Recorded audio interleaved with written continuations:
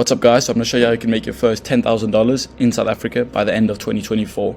And I made a bit of money doing this, so I just want to show you how you can do the same and maybe help one or two people that take action on the steps that I'm going to show you. And this is not going to be a very entertaining video with flashy edits and trying to keep you engaged. It's going to be pretty boring. But if you can't watch a 15-minute video and your attention span's that bad, then there's no real point of actually trying to make money online or whatever. So let's get into it. So I started my entrepreneurship journey around 2 years ago, and I started trading NFTs because it was like the big trend. And I made like 1,000 Rand at school once, and I thought I was like so rich, but then I lost it all over the next few months. And then I tried dropshipping. I made one website and I quit because there's so many moving pieces in dropshipping, and I don't think it's very beginner friendly because you have to source products, create a website, link your website to the suppliers. Like, it's just very complicated for a beginner.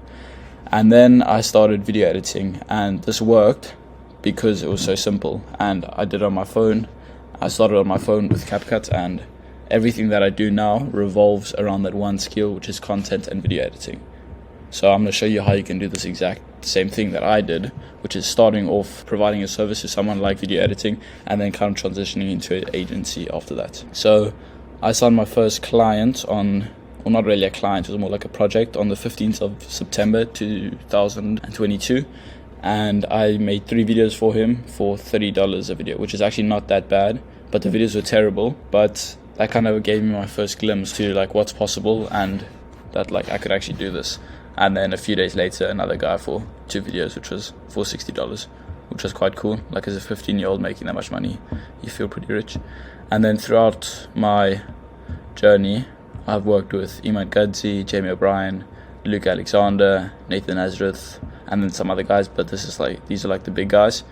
It sounds cool that I worked for Iman Gadzhi, but I actually got fired after like 2 months because they hired so many editors for this like master strategy they had, and then it didn't work out, so they fired half the editors, or more than half of the editors. So it sounds cool that I worked for him, but not actually that cool. So why video editing worked over dropshipping and trading NFTs was firstly because it's simple. Like, you only have to learn one skill, which is video editing. You don't have to learn how to build websites, how to run ads, how to create content, how to source products, how to find a winning product. The only thing you learn is how to edit videos, and that just makes it very simple and easy to learn. And then secondly, there's no upfront cost. So to start editing on my phone on CapCut, it literally costs $0. So if I failed after 3 months, I wouldn't have lost anything. But if I tried dropshipping and I spent thousands on ads every month, and after 3 months I failed, then I would have lost all that money. So it's very beginner friendly because there's literally no risk. So now I want to actually give you the step-by-step guide on how you can make your first $10,000 online, or 180,000 Rand, through a service-based business, or just starting as a freelancer and then transitioning into an agency. Step 1 is pick a skill. So for me, the skill was video editing. It could be copywriting, it could be designing thumbnails, it could be building websites for people, it could be social media management, whatever it is, it doesn't really matter. So this is the service you'll actually be providing to your clients. So choose a skill that you somewhat like, or what you could be good at. So a checklist of a skill to choose is that it should cost nothing to start, or little to nothing. If it's over $100, I don't think you should start it. Like video editing, it costs nothing to start. CapCut was free. I could just download it on my phone and then start video editing. And then choose something you somewhat enjoy, because you don't really want to do something you hate. But like, when you get better at something, you'll like it more because people like things they're good at. And then obviously it must be able to make your clients money, because that's the whole point of the service, is to take your clients from point A to point B, which is usually making more money. So if your service can't make them more money, then it's probably not a good service to choose. Now, once you've chosen your skill or the service that you're going to provide, you're going to have to pick your niche, and this is the group of people in a specific market that you're going to be helping. For example, it could be online coaches, info product owners, gym owners, real estate agents, etc. It's just a group of people that you're going to be offering your service to and that you're going to be helping. And you don't want to choose more than one niche. Stick to one niche. Like, you don't want to choose online coaches, info product owners, gym owners, and real estate agents, because you're not going to be able to get really good at your craft, and you'll be like mediocre at a lot of different things. You want to get really good at one specific thing, like video editing for info product owners or copywriting for real estate agents. You can get, the more specific you make it, the more money you'll be able to charge, because you'll become more specialized. And then a checklist for a good niche is, firstly, they must have the money to spend. Like, you don't want to go work with someone that can't pay you enough for your service. Like, you don't want to work with a restaurant or someone like that who does not have enough money to pay you, because you're obviously here to make money.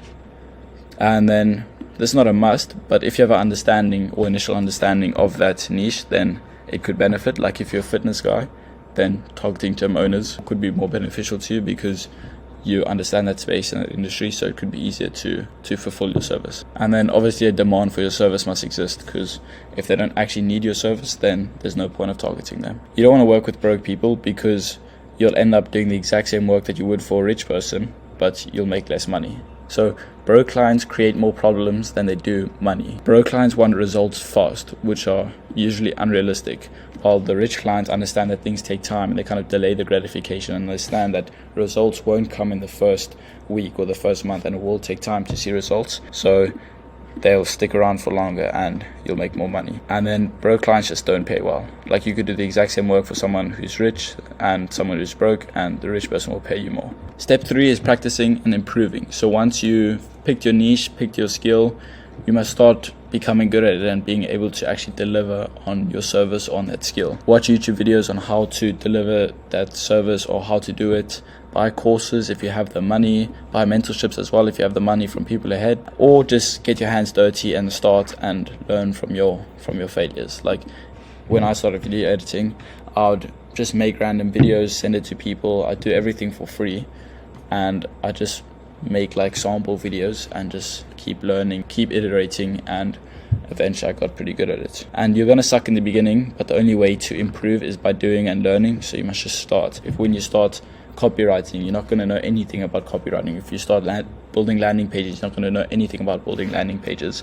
But the only way you're going to figure out is by doing. So just start and do, learn, iterate, and you'll become better. So step 4 is creating your offer. And I'm just going to show you how to create a good offer and the framework around creating a good offer. It's not the most complex, but it's very simple and very effective. And this has worked really well for me. So firstly, your offer must include a goal. This is the outcome your clients will achieve when they invest into your service. Your business serves as a vehicle that gets your clients from point X to point Y, or from point A to point B. Usually that's in a monetary form, like if they're not making enough money, let's say they're making $10,000 a month, but they want to get to $20,000 a month, and they need to get to $20,000 a month, then your copywriting service or running their ads will help them get from point X, which is $10,000 a month, to point Y, which is $20,000 a month. And there's some sort of pain in $10,000 a month that they want to alleviate, and through your service that pain is alleviated, and then there's a more pleasurable outcome, which is point Y, which is $20,000 a month. So for example, a hair salon is struggling to get clients, so they pay you, your agency, or you just as a freelancer, to run the ads, and then they get an abundance of clients. So first, point X is they're struggling to get clients, they're not making enough money, and then through your ads and through you managing the ads, they now have an abundance of clients and they're making a lot of money. So your clients will reach the goal once you have solved the problem through your service. Like, your whole service is solving a problem. It's taking pain and turning it into pleasure. So for example, the hair salon was experiencing pain from not having enough clients, and then that was a problem for them, and you solving that problem through running the ads, because they're now making more money and they have more clients coming into the hair salon. So secondly, in your offer there should be a mechanism, and this is your service, this is your actual service, this is how your clients will reach that goal. So they're currently here, they want to be there, and your service is the bridge between where they are to where they want to be, and where they want to be is the goal that I spoke about earlier. So for example, you run ads for hair salons to get them more clients and make them more money. So from the previous example, the hair salon was struggling to get clients, but through your ads they are able to reach this goal of making more money and getting more clients into their door. The goal is the destination, and the mechanism is the route to get to that destination. So think of it as a car driving on a road. The goal is the destination, which is point B, but then the road that I'm driving on is the mechanism, which is running the ads. Thirdly, your offer should include a risk reversal. This is your guarantee to clients that you can actually get them to their desired state, the goal, through your mechanism, which is your service. So people don't like taking risks, so remove that risk through a risk reversal. So for example, if I run ads for a hair salon and I don't get them an additional 10 clients into their door paying the money, then they don't have to pay me for my service. But if I do get them those 10 clients, then they do pay me. So this removes all the risk from their side, because if they get the 10 clients, then they're getting a return on my service. But if they don't get the 10 clients, I refund them basically all the money. And there's a lot of different ways you could implement risk reversal into your offer, but I'm not going to get into that today. So in the beginning, I would work on performance, not for free or on a retainer, just purely on performance. And here's why. So working on performance is also part of risk reversal because it removes all risk on the client side. The first reason you should work on performance is because you're going to suck when you start. Like, there's no reason why you're going to be good at video editing when you just started video editing. Secondly, it removes all risk from your client side. Because you suck, you're probably not going to be able to deliver your service, and you're probably not going to be able to deliver results. So remove all that risk on your client side and just say, I'll work on performance. So if I make you more money, I just want a small slice of that money. So step 5 is outreach. So once you have your offer, you actually need to go out and get clients. So where to find clients? Instagram DMs are your friend. It's free to use and you can send an infinite amount. You as a beginner don't have money to spend on ads to acquire customers, and you also don't have the resources or the time to invest into content, because content's more of a long-term play. So now once you found the person that you want to work with on Instagram and you think he's a suitable person for your service, then here's what I do. So I do work for free and provide value upfront. Too many people are saying, I can help you with this, I can do this, do you need help with this? But instead, you should actually show them that you can do it and put some effort in and actually do some free work for them and provide value upfront, because that builds trust, and then there's a higher likelihood of them wanting to work with you.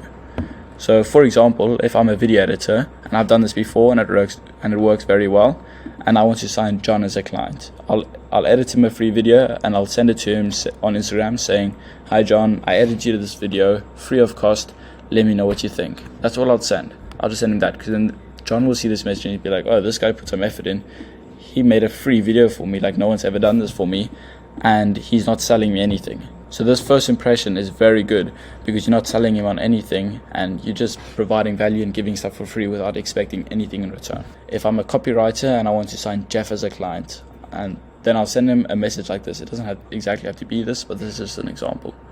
Hi Jeff, I noticed a few ways you could improve your copy on your website to convert more people into paying customers. Here's a doc which includes all the changes I'd make.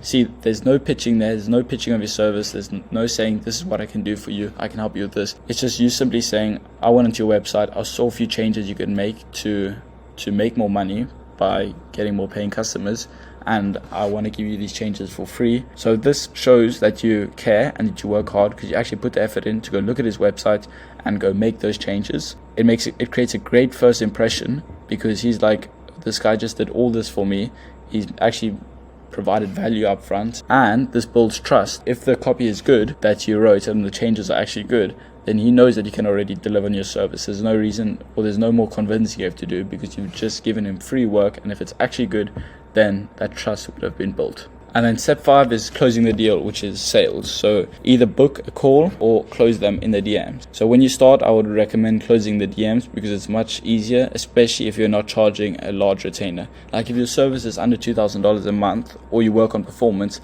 then you can close it in the DMs pretty easily if you target the right clients. If you can't do that, then you're choosing the wrong clients, because if you choose the rich clients over the broke clients, then $2,000 a month for them is nothing, and they'd invest that into something if you show that you actually can do what you do. Step 6 is now you actually have to deliver on your service. So what a lot of people do is they outsource the work right away. Like I know Iman Gadzi and all these guys teach it, say, once you get this client, outsource it right away. But that's the worst thing you could do, because then you have no understanding on how to deliver that service. So first what you should do is become really good at your service and really good at service delivery, and learn ins and outs of the service delivery, and then only outsource. Because then you'll understand how to do it right, and you can give the correct guidance to the person you hire to fulfill the service for you.